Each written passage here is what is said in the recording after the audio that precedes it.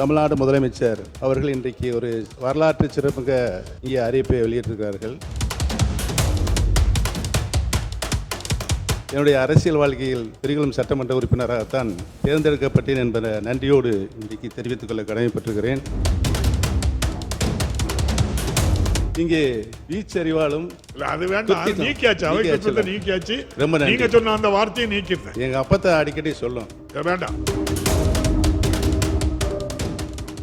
மாண்புமிகு பேரவைத் தலைவர் அவர்களே, மாண்புமிகு தமிழ்நாடு முதலமைச்சர் அவர்கள் இன்றைக்கு ஒரு வரலாற்று சிறப்புமிக்க இங்கே அறிவிப்பை வெளியிட்டிருக்கிறார்கள்.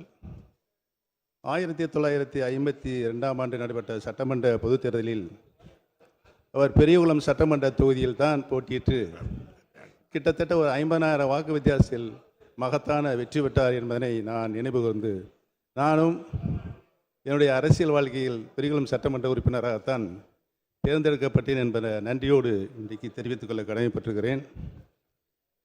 தேவரையா அவர்களுக்கு உசிலம்பட்டியில் மையப்பகுதியில் சிலை அமைக்கப்பட்டிருந்தது. தேவரையாவுக்கு உடன் பிறந்த சகோதரராக PK முக்கிய தேவர் அவர்கள் விளங்கி அனைத்து நிலைகளுக்கும் அவருக்கு ஆதரவு தந்தவர் திரு முக்கிய தேவர் ஐயா அவர்கள். அந்த நிலையை நான் எண்ணி பார்த்துதான் உசிலம்பட்டியில் முக்கிய தேவர் ஐயா அவர்களுக்கு ஒரு சிலை வைப்பதற்கு ஏற்பாடு செய்தேன். அதோடு மட்டுமல்லாமல் 3 கல்லூரிகளை, கலைக்கல்லூரிகளை மாண்புமிகு முன்னாள் முதலமைச்சர் கலைஞர் அவர்கள் தான் சமுதாய மக்களுக்காக, பின்தங்கிய சமுதாய மக்களுக்காக ஏற்படுத்தி தந்தார் என்பதையும்,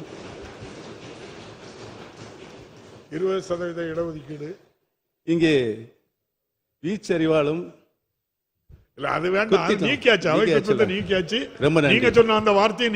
எங்க அப்பத்தை அடிக்கடி சொல்லும் வேண்டாம். தேவர்கள் இமை மூடாதுப்பான்னு. அதற்கு நான் விளக்கம் கேட்பேன். அப்பத்தாங்கிறது தந்தை வழிபாட்டியைத்தான் நாங்கள் அப்பத்தா என்று அழைப்போம்.